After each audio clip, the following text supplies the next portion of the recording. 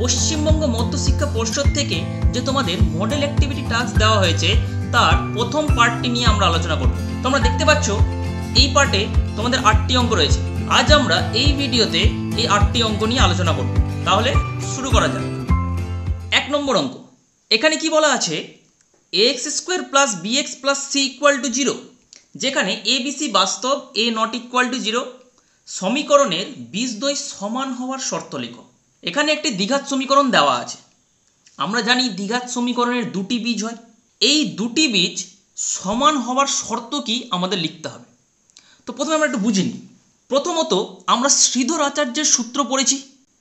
শ্রীধর আচার্যের সূত্রতে কি বলা আছে, যদি একটি দ্বিঘাত সমীকরণ ax square plus bx plus c equal to 0 হয়, যেখানে abc বাস্তব এবং a নট ইকুয়াল টু যদি 0 হয়, তাহলে এই দ্বিঘাত সমীকরণের আমরা দুটি বীজ পাই। সেই দুটি বীজের মান কি হয়, আমরা যদি সমাধান করি, সমাধান করলে এই দুটি বীজের মান পাবো -b plus minus √b square minus 4ac by 2a। এটিই হলো শ্রীধর আচার্যের সূত্র। তো এখানে আমরা এই রুটের ভেতরে একটা রাশি পাচ্ছি b স্কোয়ার মাইনাস 4ac। এই b স্কোয়ার মাইনাস 4ac কে কি বলা হয়, নিরূপক বলা হয়। আমরা এই নিরূপক দেখেই একটা দ্বিঘাত সমীকরণের বীজদ্বয়ের প্রকৃতি নির্ণয় করতে পারবো। প্রকৃতিটা কি?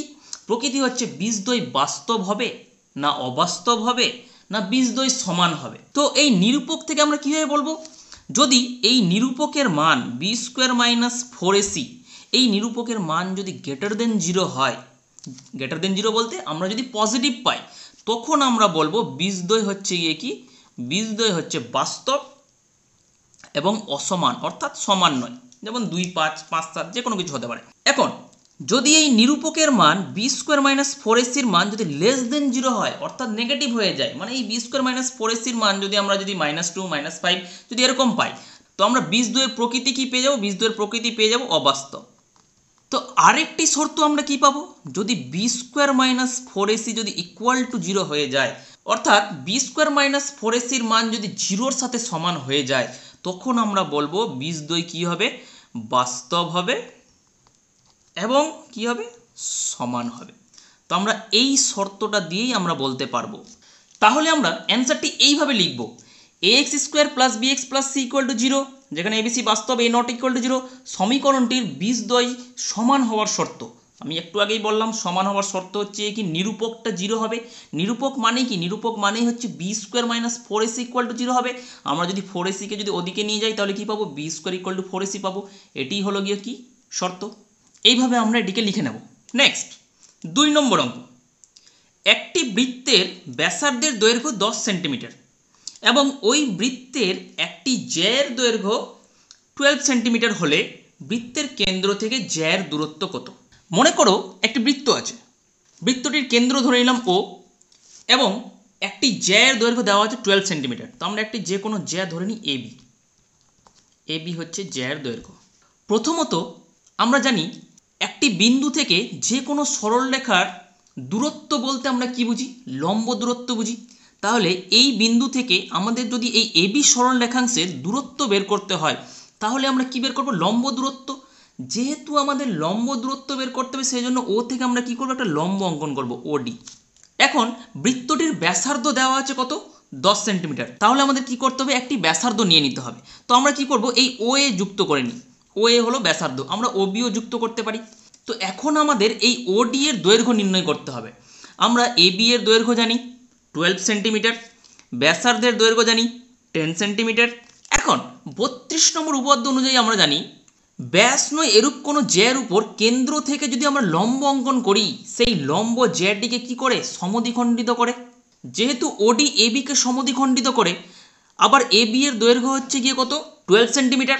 তাহলে AD এবং DB এর দৈর্ঘ্য আমরা কত পাবো, আমরা 6 সেন্টিমিটার 6 সেন্টিমিটার করে পাবো। তাহলে আমরা বলতেই পারি AD হচ্ছে 6 সেন্টিমিটার এবং DB হচ্ছে 6 সেন্টিমিটার। এখন এই আমাদের OD এর দৈর্ঘ্য বের করতে হবে। তো আমরা একটা জিনিস দেখতে পাচ্ছি, এই OADটা কি, একটা সমকোণী ত্রিভুজ। আবার আমরা সমকোণী ত্রিভুজের অতিভুজ জানি, ভূমি জানি, আমাদের কি বের করতে হবে, লম্ব বের করতে হবে। তাহলে আমরা কিভাবে বের করব, আমরা পিথাগোরাসের উপপাদ্য জানি। পিথাগোরাসের উপপাদ্য কি বলছে, লম্ব স্কোয়ার প্লাস ভূমি স্কোয়ার ইকুয়াল টু অতিভুজ স্কোয়ার। পিথাগোরাসের উপপাদ্যতে আমরা এই দুটো মান বসিয়ে দিলেই লম্বর মানটা পেয়ে যাব। প্রথমে আমরা লিখে নেব, এক্ষেত্রে এবি জ্যার দৈর্ঘ্য সমান সমান 12 সেন্টিমিটার, ব্যাসার্ধ ওএ সমান সমান 10 সেন্টিমিটার।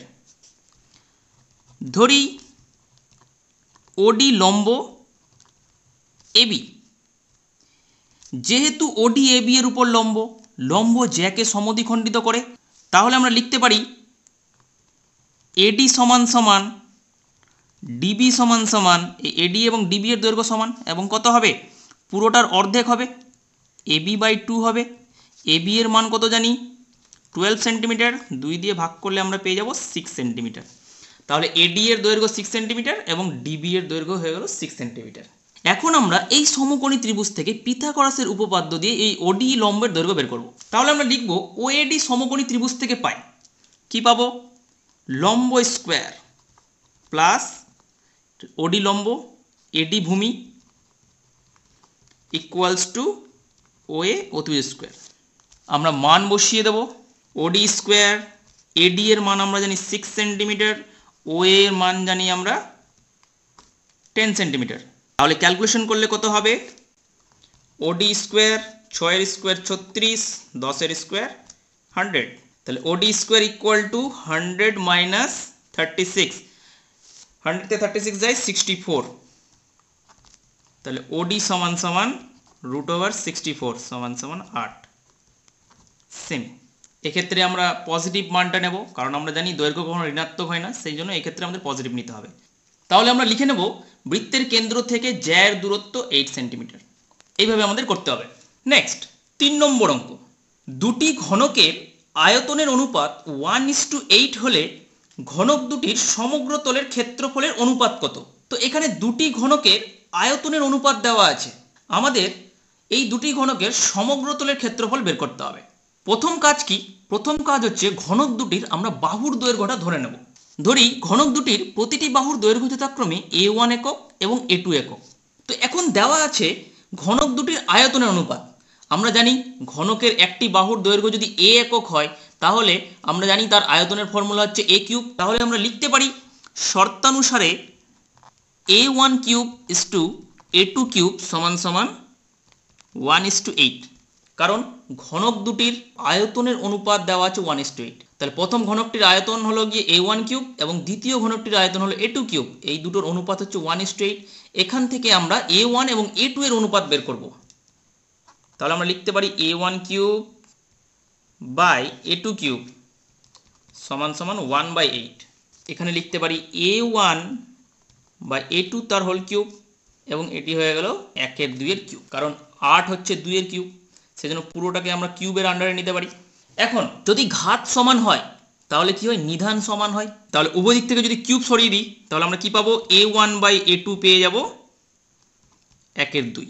এখন আমাদের বের করতে হবে ঘনক দুটির সমগ্র তলের ক্ষেত্রফলের অনুপাত। তো সমগ্র তলের ক্ষেত্রফলের ফর্মুলা কি, আমরা জানি একটি ঘনকের কটি তল থাকে, একটি ঘনকের 6টি তল থাকে। আবার প্রতিটি তল কি হয়, প্রতিটি তল হচ্ছে গিয়ে কি বর্গক্ষেত্রাকার। এখন এই বাহুটা যদি a1 হয় তাহলে প্রতিটা তলের ক্ষেত্রফল কি a1 এর স্কোয়ার। তাহলে ঘনকটির 6টি তলের মোট ক্ষেত্রফল কত হবে, 6a1 এর স্কোয়ার হবে। তাহলে এটি তো হলো গিয়ে সমগ্র তলের ক্ষেত্রফলের ফর্মুলা। তাহলে আমরা লিখে নেব ঘনক দুটির সমগ্র তলের ক্ষেত্রফলের অনুপাত কত হবে, 6a1 square is to 6a2 এর স্কোয়ার। এখান থেকে আমরা ক্যালকুলেশন করব, এটাকে আমরা লিখতে পারি 6a1 এর স্কোয়ার বাই 6a2 স্কোয়ার। উভয় দিক থেকে 6 ক্যান্সেল, এটাকে আমরা লিখতে পারি a1 বাই a2 তার হোল স্কোয়ার। যেহেতু দুটোর স্কোয়ার আছে তো আমরা হোল স্কোয়ার আকারে লিখতে পারি। এখন আমরা এই a1 বাই a2 এর মান বের করে রেখেছি, এখানে আমরা বসিয়ে দেবো 1/2। তাহলে 1/2 এর স্কোয়ার কত, 1 এর স্কোয়ার 1 আর 2 এর স্কোয়ার হচ্ছে 4। তো 1/4 কে আমরা লিখতে পারি 1:4। তাহলে ঘনক দুটির সমগ্র তলের ক্ষেত্রফলের অনুপাত 1:4। নেক্সট 4 নম্বর অঙ্ক, 400 টাকার 2 বছরের সমূল চক্রবৃদ্ধি 441 টাকা হলে বার্ষিক শতকরা চক্রবৃদ্ধি সুদের হার কত? তো প্রথমে আমাদের এখানে জানতে হবে সমূল চক্রবৃদ্ধি। সমূল চক্রবৃদ্ধি বলতে আমরা কি বুঝি, সমূল চক্রবৃদ্ধি হলো সুদ আসল। আমরা চক্রবৃদ্ধি সুদের ক্ষেত্রে সমূল চক্রবৃদ্ধি নির্ণয়ের ফর্মুলা জানি। সেই ফর্মুলাটা কি, p × 1 + r/100⁴ এই ফর্মুলা দিয়ে আমাদের করতে হবে। তো প্রথমে আমরা ধরে নেব, ধরি আসল পি সমান সমান দেওয়া আছে এখানে কত 400 টাকা, সময় এন সমান সমান 2 বছর, চক্রবৃদ্ধি সুদের ক্ষেত্রে আমরা এন ধরি, এবং বার্ষিক শতকরা চক্রবৃদ্ধি সুদের হার সমান সমান R%। এটা আমাদের বের করতে হবে।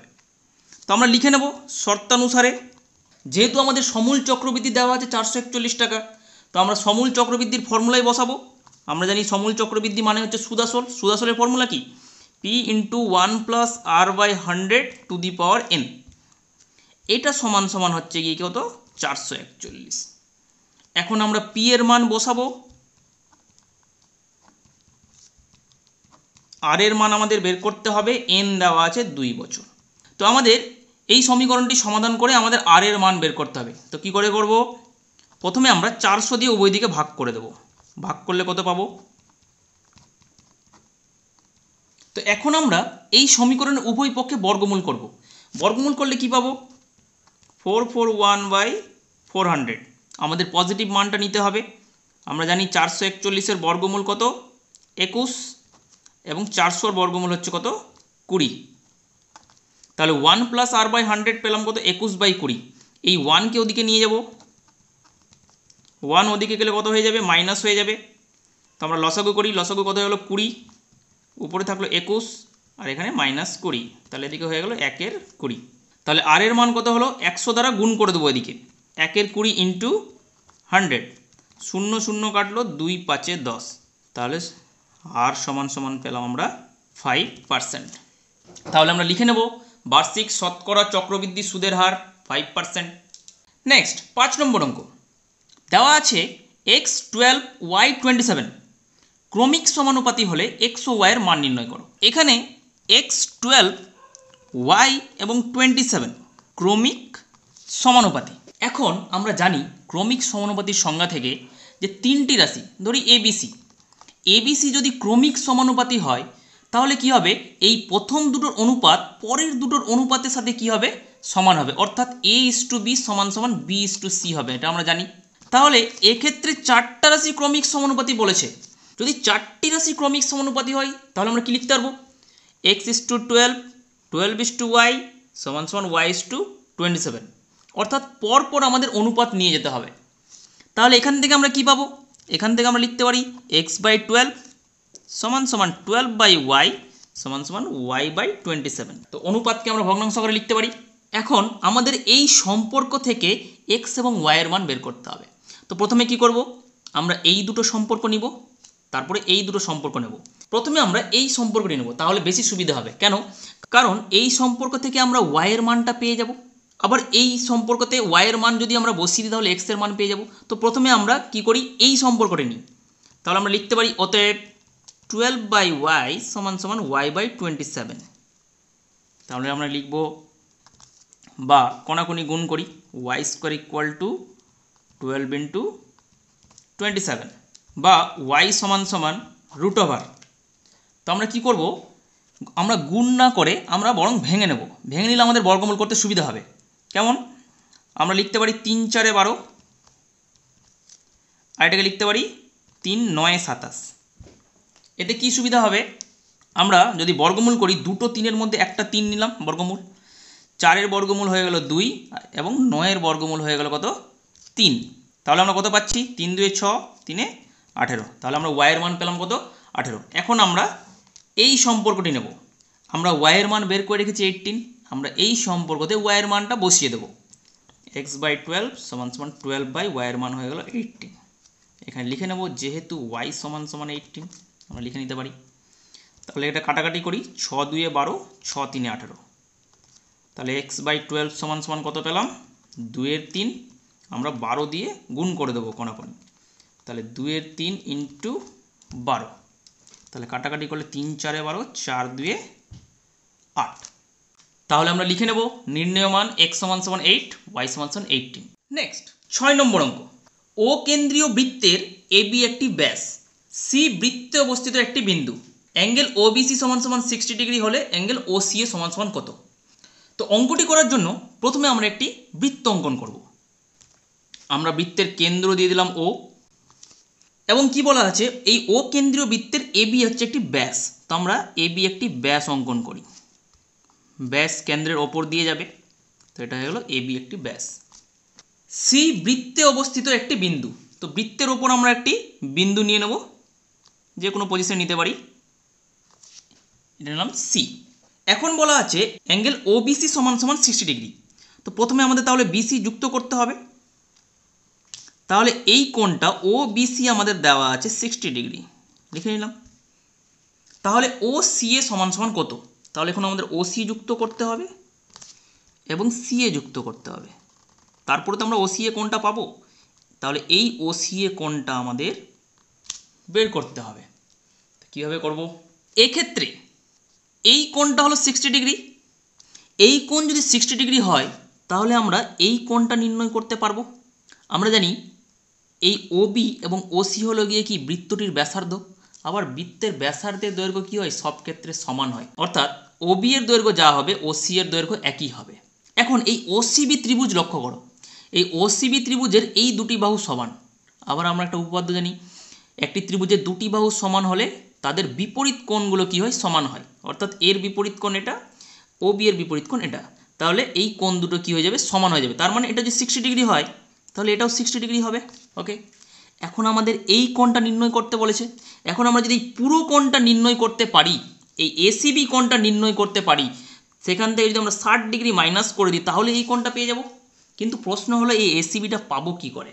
দেখো এখানে দেওয়া আছে এবি একটি ব্যাস, আমরা জানি ব্যাস কি করে বৃত্তকে দুটি অর্ধবৃত্তে বিভক্ত করে, তার মানে এই পার্টটা হয়ে গেল একটি অর্ধবৃত্ত, আবার এই এসিবি, এই যে এসিবি হয়ে গেল একটি কি অর্ধবৃত্তস্থ কোণ। আবার আমরা জানি 37 নম্বর উপপাদ্যতে আছে অর্ধবৃত্তস্থ কোণ কি হয় সমকোণ, তার মানে এসিবি যেহেতু অর্ধবৃত্তস্থ কোণ, এই পুরো কোণটা কি হয়ে যাবে সমকোণ হয়ে যাবে, অর্থাৎ কি 90 ডিগ্রি হবে। তো এই পুরোটা যদি 90 ডিগ্রি হয়, এইটুকুটা 60 ডিগ্রি, তাহলে তো আমরা ইজিলি বলতে পারবো এইটুকুটা কত, এইটুকুটা অবভিয়াসলি কত হবে 30 ডিগ্রি হবে। এইভাবে অঙ্কটা করতে হবে। তাহলে আমরা এখন লিখে নেব অঙ্কটি। এক্ষেত্রে ওবি সমান সমান ওসি, কেন? একই বৃত্তের ব্যাসার্ধ, ব্যাসার্ধের দৈর্ঘ্য সবসময় সমান হয় একটি বৃত্তের। আবার ত্রিভুজ ওবিসিতে অ্যাঙ্গেল ওবিসি সমান সমান, এই যে ওবিসি সমান সমান ওসিবি, ওসিবি এখানে লজিকটা দিয়ে দেবো, যেহেতু ওবি সমান সমান ওসি, দুটো বাহু সমান হলে তাদের বিপরীত কোণ কি হয় সমান হয়, আমরা এইটুকু লজিক লিখলেই হবে। অতএব ওসিবি সমান সমান কত হয়ে গেল 60 ডিগ্রি, যেহেতু ওবিসি 60 ডিগ্রি তাহলে ওসিবিও 60 ডিগ্রি। এখন এসিবি একটি অর্ধবৃত্তস্থ কোণ, অর্ধবৃত্তস্থ কোণ কি হয় সমকোণ হয়, তা আমরা লিখতে পারি অ্যাঙ্গেল এসিবি সমান সমান 90 ডিগ্রি। আমরা এখানে লজিকটা লিখে দিতে পারি, যেহেতু অর্ধবৃত্তস্থ কোণ সমকোণ, আমাদের বের করতে বলা ছিল অ্যাঙ্গেল ওসিএ, তাহলে ওসিএ এর পরিমাপ কি হবে, আমরা পুরো এসিবি থেকে আমরা এই অ্যাঙ্গেলটা মাইনাস করব, তাহলে এসিবি থেকে আমরা এই অ্যাঙ্গেল কি হবে ওসিবি মাইনাস করলে আমরা পেয়ে যাব।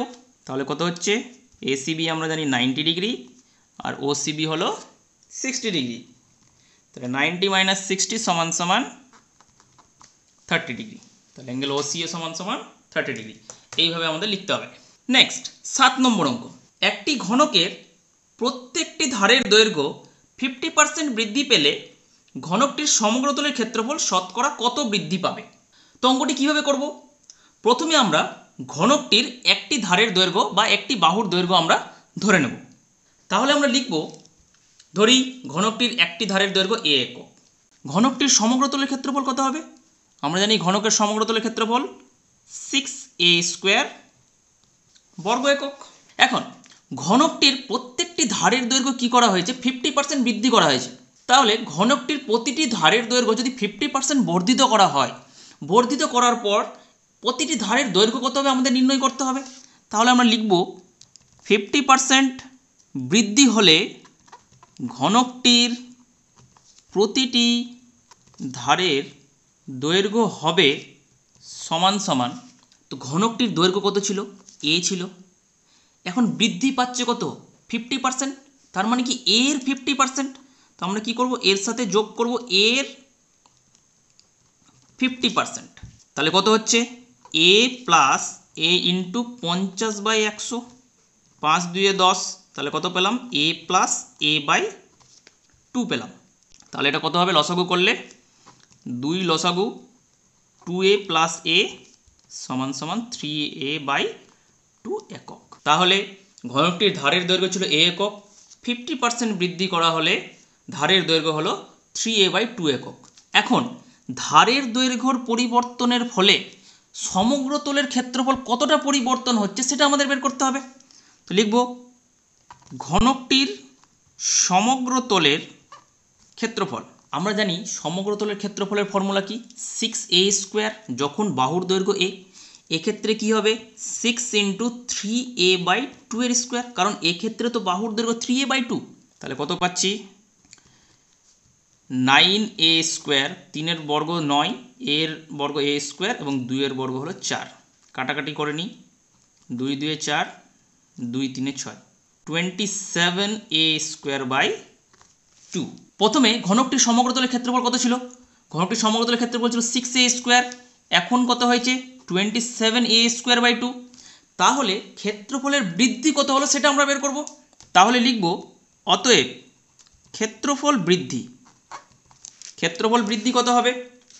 ছিল 6a², হলো 27a²/2। তাহলে 27a²/2 থেকে আমরা 6a² কি করব? মাইনাস করে দেব। তো মাইনাস করা যাক, কত হবে? 2 লসাগু, এখানে থাকলো 27a², নিচে 1, ভাগ করলে 2, 6 2 12a²। তাহলে বিয়োগ করি, বিয়োগ করলে কত হচ্ছে? 27 থেকে 12 যায় কত? 15a²/2। এত বর্গ একক। এক্ষেত্রেও আমরা লিখে নেব এখানটাতে বর্গ একক। আমরা কি পেলাম? ক্ষেত্রফল বৃদ্ধি পেলাম। আমাদের বের করতে বলেছে শতকরা বৃদ্ধি। তাহলে আমরা শতকরা বৃদ্ধি কীভাবে বের করব? তাহলে আমরা লিখে নেব ঘনকটির সমগ্র তলের ক্ষেত্রফলের শতকরা বৃদ্ধি। ক্ষেত্রফল বৃদ্ধি পেয়েছে কত? 15a²/2। কতর মধ্যে? অর্থাৎ আমাদের প্রাথমিক ক্ষেত্রফলটা লিখতে হবে 6a²। 6a² এর মধ্যে বৃদ্ধি পেয়েছে 15a²/2। আমাদের বের করতে হবে শতকরা। শতকরা মানে কি? 100তে কত? আমাদের 100 দিয়ে গুণ করতে হবে। তাহলে এটা ক্যালকুলেশন করি, কত হবে? a² কেটে যাবে, 15/2 × 6 × 100, a² ক্যান্সেল। তো আমরা কাটাকাটি করি, 3 2 6, 3 5 15, 2 দিয়ে কাটি 50, 2 দিয়ে আবার কাটি 25, 25 পাচ্ছে 125%। লাস্ট অঙ্ক, এখানটি তোমাদের সমাধান করতে দেওয়া আছে 2x + 1 + 3/2x + 1 = 4, এবং আরও বলা আছে x হচ্ছে কি নট ইকুয়াল টু -12। প্রথম কোয়েশ্চেন হচ্ছে এখানে যে x নট ইকুয়াল টু -12 কেন দেওয়া আছে? কারণ x এর মান যদি আমরা এখানে -12 বসাই, 2x + 1 এ যদি আমরা x এর মান -12 বসাই তো কত হবে? 2 × -12 + 1, 2 2 কাটলো, -1 + 1 মানে কেটে কত হয়ে গেল? 0 হয়ে গেল। এখন 2x + 1 এর মান যদি 0 হয়ে যায়, 3/0 অসংজ্ঞাত হয়ে যাচ্ছে। অসংজ্ঞাত কেন? কারণ 0 দিয়ে কোনো সংখ্যাকে ভাগ করা যায় না, তাই x এর মান এক্ষেত্রে -12 হবে না। সেই জন্যই ওখানে বলা আছে x নট ইকুয়াল টু -12। তো এখন সমাধানটি করব কিভাবে? প্রথমে আমরা লসাগু করে নেব। এর নিচে কিছু নাই মানে কি আছে? 1 আছে। 1 এবং 2x + 1 এর লসাগু কত? 2x + 1। এখন হর দিয়ে ভাগ, যত হবে লব দিয়ে গুণ। তাহলে 1 দিয়ে ভাগ করলে 2x + 1, 2x + 1 আর 2x + 1 গুণ করলে কি হয়? 2x + 1 এর স্কোয়ার লিখতে পারি, কারণ a × a তো a² হয়। তাহলে 2x + 1 × 2x + 1, 2x + 1 এর স্কোয়ার হবে, প্লাস 2x + 1 দিয়ে যদি ভাগ করি হলে 1 হবে, 1 × 3 3 = 4। এখন এখানে দেখতে পাচ্ছি 2x + 1 এর হোল স্কোয়ার আছে। আমরা এখানে কি করব? a + b হোল স্কোয়ারের ফর্মুলা দিতে পারি। তো a + b হোল স্কোয়ারের ফর্মুলা কি? আমরা জানি a² + 2ab + b²। a মানে আমরা এখানে 2x ধরবো, b মানে 1 ধরবো। তাহলে a² + 2a মানে 2x, b মানে 1 + b² মানে 1 এর স্কোয়ার, পরে আছে এখানে +3। এখন এই পার্টকে আমরা কোনাকুনি গুণ করে নেব। তাহলে কোনাকুনি যদি গুণ করি 4 2 8 এবং 4 1 4, আমরা ভেঙে নেব। 2x এর হোল স্কোয়ার মানে কি 2 এর স্কোয়ার করতে হবে, x এর স্কোয়ার করতে হবে। 2 এর স্কোয়ার 4, x এর স্কোয়ার x স্কোয়ার। 2 2 কত 4x, 1 এর স্কোয়ার 1, আর এখানে হয়ে গেল 3 8x। আচ্ছা, আমরা এই সংখ্যাগুলোকে এদিকে টেনে নিই। তাহলে 8x যদি এদিকে আসে -8x -4 = 0। তাহলে এখানে পরে থাকলো 4x স্কোয়ার 4x -8x। বিপরীত চিহ্ন থাকলে আমরা কি করি, বিয়োগ করি। তাহলে 8 থেকে 4 যায় 4, আর সবসময় বড়টার চিহ্ন বসে, বড়টার চিহ্ন মাইনাস, মানে 4x -8x + 4x হচ্ছে -4x। আর এখানে কত হলো 3 + 1 হয়ে গেল 4, আর এখানে -4। তো আমরা দেখতে পাচ্ছি 4 4 কেটে গেল। তাহলে এখন কি করব আমরা, এই 4x স্কোয়ার এবং -4x থেকে কি কমন যাচ্ছে আমরা দেখি। একটা 4 কমন যাচ্ছে এবং একটা x কমন যাচ্ছে, কমন নিই। তাহলে এখান থেকে 4 চলে গেছে এবং একটা x কমন চলে গেছে। তাহলে একটা x পড়ে থাকবে, যেহেতু x স্কোয়ার আছে মানে দুটো x আছে, দুটোর মধ্যে একটা চলে গেল মানে একটা থাকলো। আর এখান থেকে 4x কমন নিলে কত পড়ে থাকবে 1 = 0। এখন এই দুটো রাশির গুণফল হচ্ছে 0। তাহলে হয় এই পার্ট 0 হবে অথবা এই পার্ট 0 হবে। তাহলে আমরা লিখে নেব অতএব 4x = 0 অথবা x - 1 = 0। তাহলে এখান থেকে আমরা কি পাচ্ছি, 4 দিয়ে যদি ভাগ করে দিই x = 0, আর এখানে পাচ্ছি x = 1, ওদিকে গেলে 1। তাহলে x এর মান আমরা দুটো পাচ্ছি, কি পাচ্ছি, একটা 0 এবং একটা 1। তাহলে আমরা লিখে নেব অতএব নির্ণেয় সমাধান x = 0, x = 1। এইভাবে এই অঙ্কগুলো করতে হবে। আশা করি তোমরা সমস্ত অঙ্ক বুঝতে পেরেছো। যদি তোমাদের কোথাও কোনো সমস্যা থাকে অবশ্যই আমাকে কমেন্ট সেকশনে জানাবে। ভিডিওটি ভালো লাগলে অবশ্যই তোমরা লাইক কমেন্ট শেয়ার করো। নেক্সট ভিডিওতে আবার দেখা হবে।